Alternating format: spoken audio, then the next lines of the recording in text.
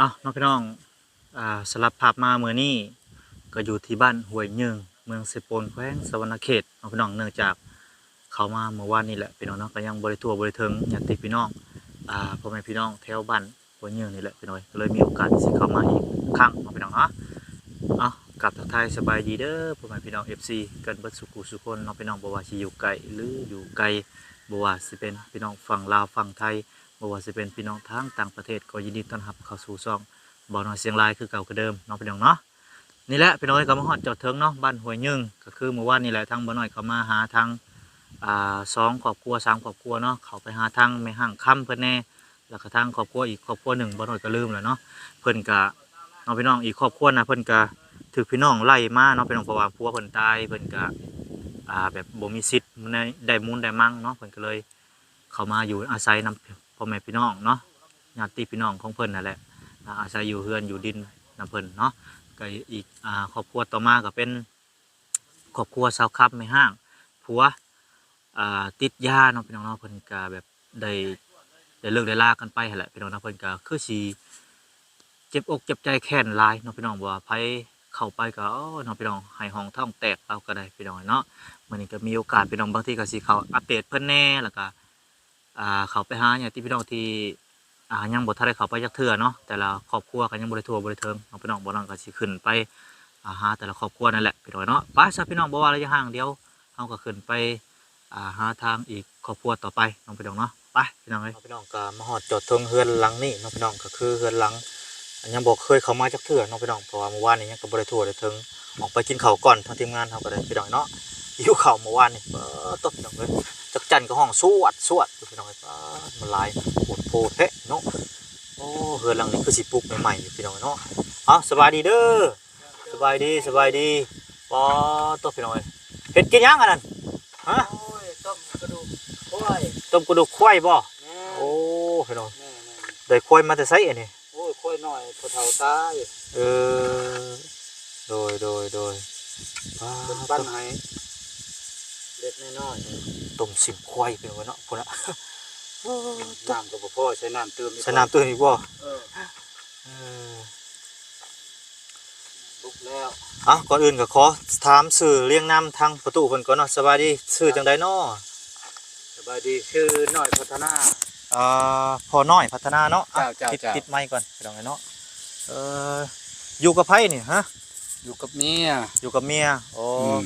เมียไปไสมื้อนี่คือบ่เห็นอันนี้เมียนั่งอยู่เอ้าเมียบ่อันน่ะเมียขอยคิดว่าลูกเจ้าได้บ่แม่นนะบ่แม่นเมียบ่ลีบ่แม่นว้าพี่น้องเอ้ยผู้เดี๋ยวมาเบิ่งเพิ่นก่อนพี่น้องเนาะสบายดีไหมนี่พี่น้องเอ้ยคิดว่าลูกเพิ่นได้นี่บ่แม่นเนาะเป็นเมียพี่น้องเอ้ยเอาล่ะไปพบไปพ้อกันได้นี่พบพ่ออยู่บ้านนี่แหละในบ้านนี่บ่อยู่บ้านมานั่งก่อนบัดนี้แต่ว่าบ่น้อยสิถามเรื่องเราอัน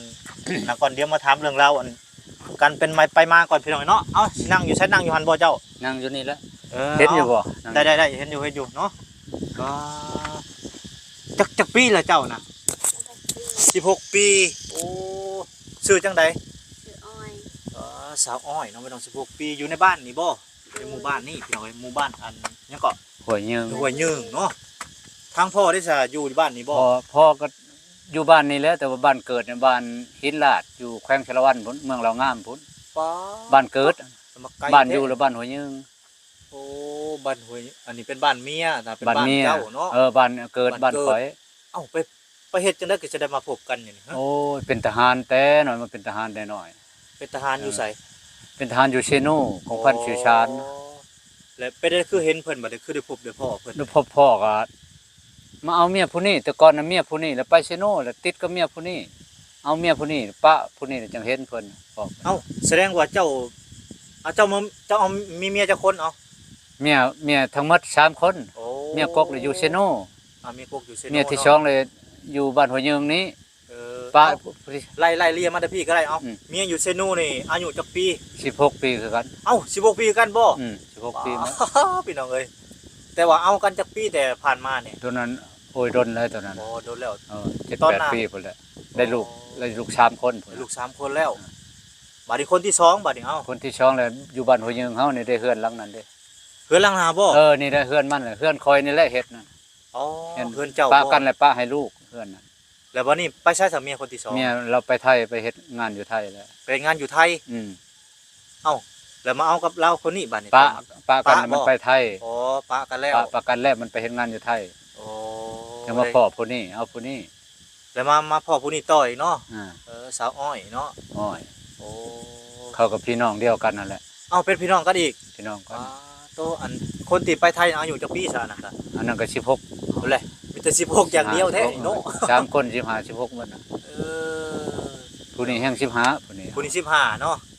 เป็นพี่น้องกันกับผู้ที่ พี่ ปะ น้องกันกับผู้นี้ชาวโหย คือคักแท้นี่บ่คิดบ่ฝันพี่น้องเนาะบ่น้อยสิมา มาเฮ็ดเรื่องแบบนี้ครั้งแรกที่บ่น้อยพี่น้องเนาะก็บ่ได้ตั้งใจมาหาเพิ่นดอกเนาะพี่น้องคือว่าขึ้นมาหาเป็นกำลังใจให้แต่ละครอบครัวแต่ว่าขึ้นมาพบมาพ่อเพิ่นนี่แหละพี่น้องเนาะทั้งพ่อหยังก็ชื่อเจ้า น้อยพัฒนา พ่อน้อยพัฒนาเนาะอืมเจ้าเป็นทหารบ่ เป็นทหารได้ ทหารเก่า ทหารเก่าเลยเป็นทหารออกมาเป็นทหารแต่ยังน้อยๆนุ่งชงโหหูดปี1973 ตอนน่ะจะเป็นทหารอายุจักปีตอนยังน้อยนะ เดี๋ยวนี้65แล้วก็ไล่ขึ้นมึงดูบ่ฮอด10 ปีดอก อ๋อ ก็ไปนำพนักงานคนครัวให้เขา โอ้โอ้ ไปอยู่นำมาขายน้ำคู่เขาก็พายปืนพายหยังบ่ได้แล้วเขาส่งไปเรียนเวียดนามเด็กอยู่โรงเรียนเด็กโรงเรียนน้องน้อยเวียดนามพุ่น อ๋อจังซี่เนาะ อืม อ๋อพี่น้องเอ้ยเมื่อกี้นี่ถอนแสงมืดป้าเฮงลิซะเนาะนี่ยังมีเฮงมีนั่นเฮงลิซะ ธรรมดาโอ้สูงแท้เว้ย พอเอ้าบ่หรือว่าสินั่งต่ำๆคือเมียบ่ เออ เอา จำนะสูงหลายก็บ่ได้ ตอบแสงเมื่อกี้นี่พี่น้องเอ้ยโอ้เราก็คาราวะเมียเนาะแบบว่าเราให้เกียรติเมียพี่น้องเอ้ยแต่พอแล้วจังเมียจังมักเราเนาะ เอาสิถามเด้ออันเป็นจังได๋คือว่าได้คบได้หากันมักเราบ่อนใดหรือแนวใดจังใดแล้วดุบ่หรือว่าแนวใด บ่ได้ดุปานใดนะ อ๋อ แบบจังใดๆแบบเห็นเราครั้งแรกนานๆคือว่าในใจนี่คิดอยากมักเราอยู่ เออโดยเห็นกันในสายมือใด ก็อยู่บ้านนี่แล้ว เห็นอยู่ในบ้านนี่บ่ คอยมาเอาเมียคนนี้ มาเมียคนนี้แหละบ่นี่ เราก็เห็น เราเห็น เจ้าไปพบเจ้าไปคบกันเราตอนใดซะตอนเลิกเลยบ่ตอนเลิกเมียเลย เลิกแล้วจังคบ อืม แต่บ่ทันเลิกก็คบเคยหยอกเคยใหญ่กัน เออ เว้าหยอกเว้าหัวกันนะโอ้ข่อยมักเจ้าเจ้ามักข่อยข่อยปะเมียข่อยสิเอาเจ้า อ๋อ เจ้าว่าผัวเจ้าจะเอาข่อยว่าหยอกกันแบบนั้นซื่อๆนะบ่ได้ล่มกันอย่างจริงจังดอก แต่ว่ามันเป็นไปแท้ จัง ก็บ่ฮู้จัก เนาะ อ่า อันนี้บ่น้อยก็โอ้พี่น้องเอ้ยคิดบ่ บ่คิดบ่ฝันเลยสิมาพบพ่ออันครอบครัวเพิ่นเนาะโอ้คักอะลีนะบ่ได้มีอันมุนต์สนิทติเนาะ บ่มีหยัง บ่มีหยังเลยเจ้า บ่มีหยังเลยบ่มีแต่คำปากคำเว้านี่แหละ คำปากคำเว้า คำมันสิว่าแล้วคำซะคำปากบ่แม่นคำใส่คอดอก เออ คำปากคำเว้าอุปนิสัยเฮ็ดเวียกเฮ็ดงานแล้วเขาก็เบิ่งกันอยู่นั่น ตัวนี้แหละเนาะหลัก ตัว ๆ นั้น เล แห ย ละสำคัญ ตัวนี้สำคัญพี่น้องเอ้ยบ่ว่าไผหั่นแหละแต่ว่าเฮาดุเฮามันเฮาเอาหยังก็ บ่เอาเปรียบเพิ่นเนาะหักแพงเพิ่นเนาะ อันนั้นแหละ หัก บ่ แท้ ผิดบ่เลวหมู่บ่มักผิดหมู่มิตรคู่นี่นั่นเบิ่งอยู่นะก่อน แม่น แทงกันก็ได้ ถูกต้องแล้ว ผู้ชายเฮาคือกันสิเฮ็ดหมู่เฮ็ดคู่เป็นเสี่ยวไปเฮ็ดบ่กับผู้มันขี้ดื้อพี่นะตีผู้นี้ผู้นั้นนะบ่ได้เฮา แม่น แม่นได้เท่า พี่น้อง ก็ตัวเอาตัวจริงมาเว้า ต้องเอาความจริงเนาะมาเว้าความจริงใจว่าซั่นซะเนาะความจริงใจล้วนๆสาเหตุที่ทางอันเมียเรามักพี่น้อยเนาะโดยแล้วก็ทั้งสาเหตุที่ทั้งผัวมักได้ซะบัดนี้เอ้าเป็นจังได๋ ก็จะคล้ายคือกันเด้อเฮาก็เบิ่งแล้วเป็นคนอุปนิสัยดีคนมักหมู่มักคู่คนมักเฮ็ดเวียกเฮ็ดงานบ่ขี้การคนพังความพ่อความแม่แล้วเฮามักแล้วบ่นั่นแหละ เดี๋ยวนี้เนาะ อ่า ต่อคนต่อแบบนิสัยคือกันเนาะ พ่อแม่เว้าฟังเฮ้ยอย่าไปเล่นได้บุญนั่นน่ะข่อยบ่ให้ไปเด้อลูกเอ้ยเราก็อยู่แล้วไว้ อ๋อ ไปก็ไปน้ำผู้ไว้ใจบ่ไปน้ำผู้ขี้ดื้อพี่นั่นเร่ร่อน เออ นั่นก็เบิ่งเฮาก็เบิ่งบ่นั้นเฮาก็มักใครก็สิคือกันแหละแม่นยิงเนาะ แม่นแหละ แม่นบ่สิล้มบ่าวกูทึกกูมือมีร้อยเป็นพันคนมาหาแต่ละมื้อก็ยังสิมักสิเอาอยู่วะมันก็บ่ดีแล้วแบบนั้น นี่แหละเป็นเรื่องราวไปสาเหตุเนาะที่คนเฮาหักเฮาแพงบ่เกี่ยวกับอายุเนาะ บ่ได้บ่ บ่ เกี่ยว เกี่ยวกับอายุแม่นบ่ เออ ความหักความแพงกันว่าซั่นซะนี่แหละเป็นว่าบ่น้อยก็สิมาไต่ตองเรื่องราวชีวิตของเนื้อคู่นี้เป็นว่าเป็นจังไดระหว่างพ่อเพิ่นก็อายุเท่าไหร่ก็65อันนี้16เนาะตัวแบบว่าอยู่นํกันมีความสุขเนาะ โดย บ่เกี่ยวหยังเลยเป็นจังไดความหักนี่มันบ่เกี่ยวเรื่องอายุเกี่ยวที่ว่าเฮาหักแพงกันเนาะพ่อเนาะ แม่น หาอยู่หากินอยู่นํกันแต่สมมุติว่าเอาวัยรุ่นคือกันนี่มันแบบมันสิบ่เข้ากันปานใดเนาะ บ่เข้าแล้วบ่ได้ใจเขาบางเทื่อเขาก็เตะคือกันนะหมดเงินบ่มีเงินหินยาก็คุมให้เมียไปหาเมียหาบ่ได้ก็ถึกตีนเขาก็มี แม่นช่วงวัยรุ่นนี่เฮาเอากันนี่มันสิมีปัญหาเด้ นี่ บ่ว่าไผคือกัน แม่ เด้มีปัญหาเด้เห็นแต่ละครอบครัวนี่15 16เอากันนี่โอ้อยู่บ่รอด ปะกัน แม่นมันต้องผู้หนึงแบบอายุประมาณ30บ่30 20ปลายประมาณนี้เอากันได้ อดเหยื่อนใช่กันนั่นน่ะ แม่น เมียผิดก็อดเหยื่อนตักเตือนเว้ากันเอาเป็นผู้ใหญ่แหละเอาฮู้หลายกว่าเขา อืม เอาต้องสั่งสอนเขาเอาต้องบอกเขา อืม กันบอกบ่ฟังก็ถือว่าคนบ่ดีแล้ว แม่นแหละ ฟังความพัวก็อยู่นํกันได้นั่นน่ะ โดยเรื่องเล่าวอัน อืม ที่ว่าเพิ่นฮักเพิ่นแพงกันเป็นน้อยก็ผ่านไปบัดนี้ก็ทางบ่น้อยก็สิมาถามเรื่องการดำรงชีวิตบัดนี้เนาะหลังจากพ่ออยู่ค่ายแล้วพ่อออกมาอันอยู่พี่นี่แบบกินบำเหน็จบำนาญบ่ กินบำนาญ อ๋อกินบำนาญเนาะ กินยังมีเงินเดือนอยู่ โอ้ แต่ละเดือน ขออนุญาตถามเดือนเท่าใดได้ เดือน3ล้านปลาย โอ้ 3ล้านปลาย4ล้าน กลุ่มอยู่กลุ่มกินอยู่บ่ พออยู่พอกิน พออยู่ แต่ บ่ ว่า กินเนาะพอกลุ่มเมียเนาะ อืม อ๋อ บ่ได้กินคันว่าแต่2คนพ่อเมียเฮาก็มันกุ้มมันแหล้วแต่ว่าพ่อแม่พี่น้องเด้อต้องปั้นให้เพิ่นใช้ โอ้ปานใส่อีกบ่ ปั้นใช้แล้ว โทษ คือ โอ้เราก็มีน้ำใจที่สิพี่ เป็น น้อง ล้าน เะ บ่ได้ให้แม่เฒ่าเดือนหนึงก็ เออ เดือนหนึงให้เพิ่นล้านหนึง อ๋อ เฮาก็กิน แบ่ง 2ล้าน3ล้านพอ แบ่งกันใช้เนาะ อ่า อันนี้ แบ่งกัน ก็ ใช้ พอแล้วซะทั้ง กินให้เฮา ว่า ผู้เดียวแต่เฮาผู้เดียวมันก็โอ้ย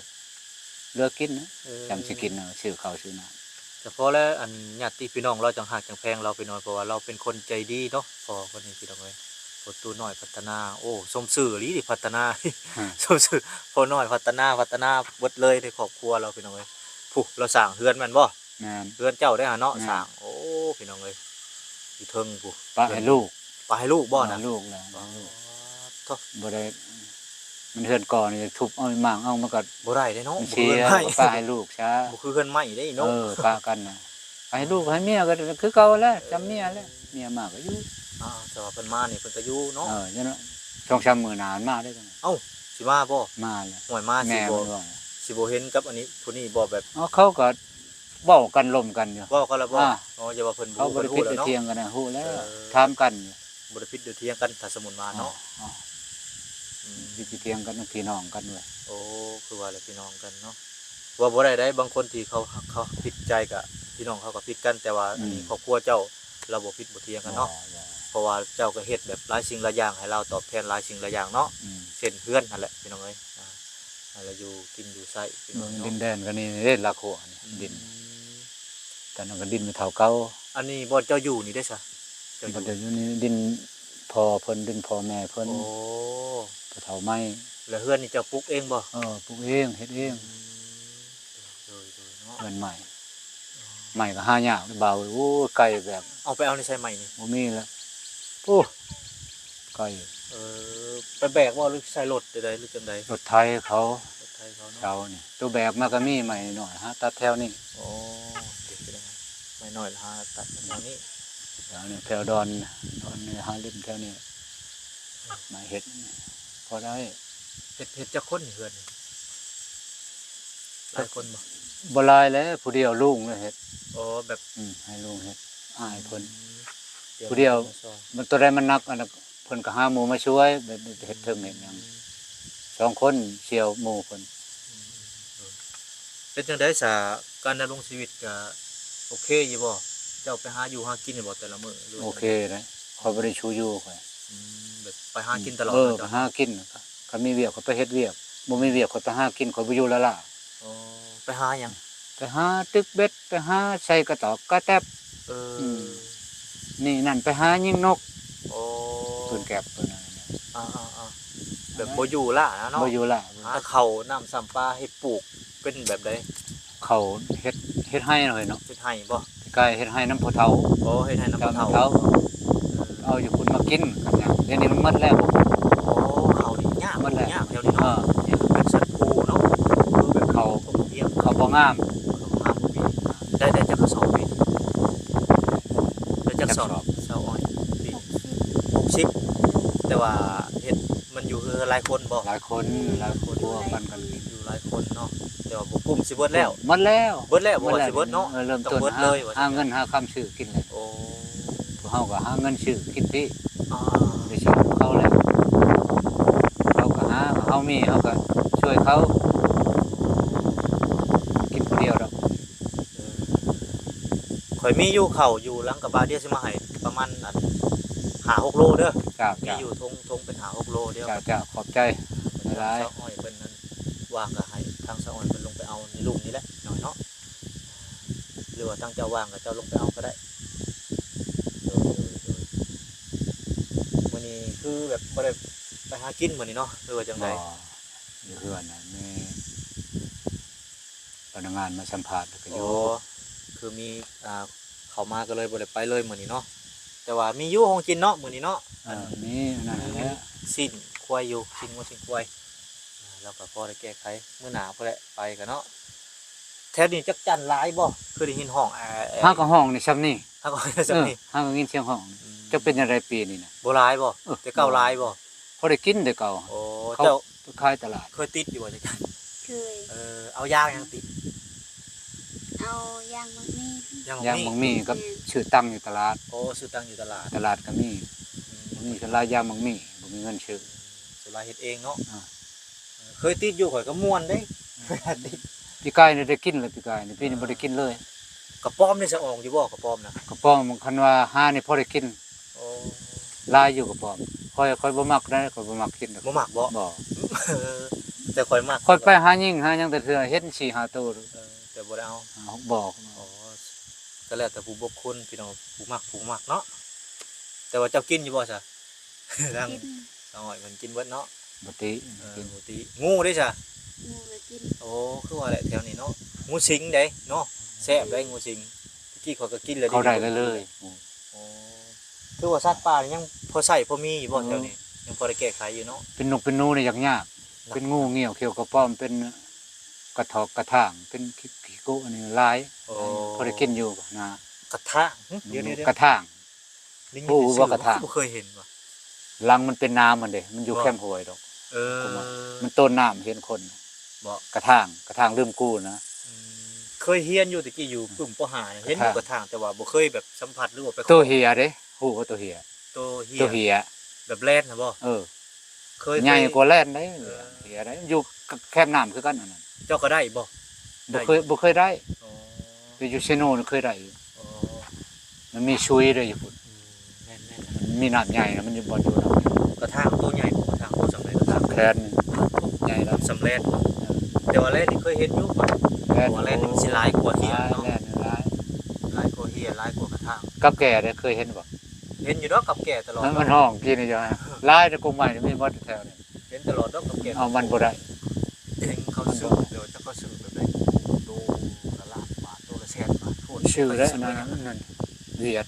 ซื้อแท้บ่ล่ะ ชื่อแท้ มันเข้าไปเห็นหยัง ไปเฮ็ดยาติ บ่ เฮ็ดยาเขาพวกเขาคนขัวเฮ็ดยาเฮ็ดนั่นน่ะเวียดมักชื่อ โอ้โดยทางสะอ้อยแต่ละมื้อนี่ไปใช้ซะฮะเจ้าน่ะอยู่เพื่อนบ่นึ่งข้าวนึ่งน้ำบ่แต่ละมื้อคือว่าอะไรไม่ยิงต้องรักสวยรักพวงเนาะอย่าเพิ่นพิชานเนาะพอเนาะพวงก็ไปหากินแต่ว่าเมียนี่ไปหากินอยู่บ่เคยไปหากินอยู่บ่ เคย จะไปหากินหยังซั่น มีแต่ไปหาหน้ำไม้แล้วก็ไปซ่อน ไปช้อนกุ้ง น่ะเป็นหากินของแม่ยิงเนาะ ช้อนกุ้งหาหน่อไม้หาผักหาหญ้า เออ ช้อนกุ้งมันได้ได้ช้อนกุ้งเชนี่ตัวฉันกินดิบคักนะ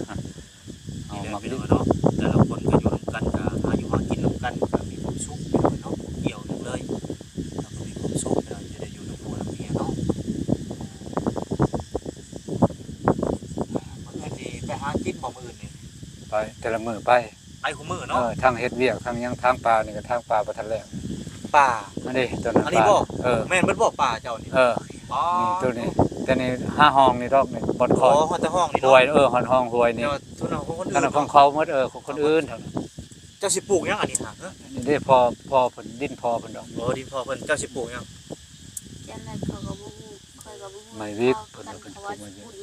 ปลูกไม่วิก อ๋อไม่วิก ปลูกเขาชะกร ปลูกเขาสิก่อนปีนี้เนาะ ใช่เขา แม่นๆปีแรกต้องเอาเครื่องปลูกก่อนเนาะ ปลูกเขาปลูกไม่วิกผมบ่ทันใหญ่ดอกเขาชุกกร มันนานใหญ่เนาะไม่วิกเนาะ ผมค่อยเค้นเขาเฮ็ดนั่นนี่ก็ระบาดสบาย ปลูกคักเด้ซะแม่นแหละแถวนี้ก็ต้องนั่นบัดมันใหญ่นี่เฮ็ดได้ซะบัดนี้ไผมาซื้อบัดนี้ จีน จีน บ่พอ บ่พอบ่ พูด ทำ นี่ นี่ บ่พอ โอ้ขายดี คะแนนจะมีหลายไม่วิก บ่เข้า มัน ไปยัง มันแห้งชงเชิงปลูกก็บ่ฮู้จีนมันเอาเบี้ยมาให้เจ้านี่เจ้ามีดินเอาเบี้ยเอาหยังมามันเอาหญ้าเอาหยังมาให้ปุ๋ยไปหั่นน่ะ เออ เงินแต่ละปีมันให้อีกค่าบรบัตร เออ ในนั้นได้บัตรขายแล้วขายให้มันน่ะ โอ้บ่ได้บ่ขาย ขายให้จีน จีนคือเก่า จีน เนาะ เอาเบี้ย อืม เขาสิจำพวกอันนี้เขาสิไปเฮ็ดในที่ตามเฮาคิดหนึ่งมันไม่อัดสองเจี้ยซ้ำยังประเภทนี้ไปนะ เนาะ ไม่ ป วิก ระมาณนี้เนาะ ก็ค่อยคิดซื่อๆเฮ็ดหยังสั่นเฮ็ดเขาวเฮ็ดน้ำเฮ็ดของกินบ่เป็นดอก บ่ได้ดอกบางทีก็แม่งก็ไม่ฉีด เป็นแก๊สเป็นหยังไม่ประกอบประเกบางเทื่อมันเฮ็ดไปไล่นี่แหละ แม่นแหละเนาะ อืม แม่นแล้วแม่นแกะ เฮ็ดตุเฮ็ดตังเล็กๆน้อยๆหั่นน่ะไม่วิกนี่ หลายอย่างอยู่ มันสบายเด้แนวหลายแนวอยู่ ได้เฮ็ดหลายอย่างก็เฮ็ดตู้เป็นเพื่อนนี่จะได้อยู่บ่จ๊ะ ได้ ได้อยู่พอแก้ขาย แม่นมันอยู่ได้แล้วเขาปลูกเขาบ่เฮ็ดเฮือนจักเทื่อดอกมีแต่ขายให้ แม่น เวียดให้จีน สมมุติว่าเฮาตัดเฮ็ดเล็กๆน้อยๆนี่เขาบ่ให้ที่เนาะให้บ่ หายได้ ให้บ่ เป็นดินเขาเป็นของเขาป บ่ ลูก บ่หมายถึงว่าของเฮาเองแบบสมมุติเฮาปลูกปุ๊บ เออ เฮ็ดนั่นเฮ็ดนี่ ได้ของเขาเองดินเขาเอง เดี๋ยวเฮาอยากตัดเฮ็ดนั่นเฮ็ด ได้ ได้เนาะ นี่วางนี่ตายหมดชวนวางนี่วางเขาจูดนี่จะมันเป็นยังไงเนี่ยบิ๊กนี่ตายหมดได้นี่บ่ได้ตัดขายได้ โอ้ มันตายแล้วเขาตัดเฮ็ดพื้นเฮ็ดหยัง เป็นจังได๋เนาะคือตายเนาะ ก็บ่ฮู้ดินตัวนี้ ดินตัวนั้นบ่งามบ่จ๊ะเนาะ ใหญ่ซำนี้แหละยังตาย มันเค็มโพดบ่จ๊ะ ก็จังว่าเฮาก็เป็นตังเงิดเขาชื่อไปเฮ็ดพื้นเนี่ยเขาเฮ็ดเขาแก่รถไถมา โอ้ดีเนาะ มีแต่ไม่วิกมาแล้วเดี๋ยวนี้ส่วนหลายน่ะไป แม่น ต้อง ๆ หมดจะแนมไป ตัวลายมีแต่ไม่วิกบ่เนาะ ไม่วิก ทางโน้นทางนั้นก็เลี้ยวไปก็มีแต่ไม่วิก จีน เลย ผลหับประมูล อืม มันชงเชิมให้ปลูกอีก ประมาณจักปีนี่สิได้ตัดนี่เอ้า 7 ปี 7 ปีได้ตัดเลยบ่ 7 ปีขึ้นไปตัดรถ เอ้าก็ถือว่าบ่โดนได้นี่เนาะ บ่โดน บ่โดนเด้ คันโตมันนานแก่นานใหญ่แล้วก็8 ปี9 ปีพุ่นแหละ อ๋อ ส่วนหลายเขา7 ปีแล้วเขาตัดรถ โอ้ มันใหญ่หลายเขาก็บ่มักเด้ แม่นบ่ น้อยก็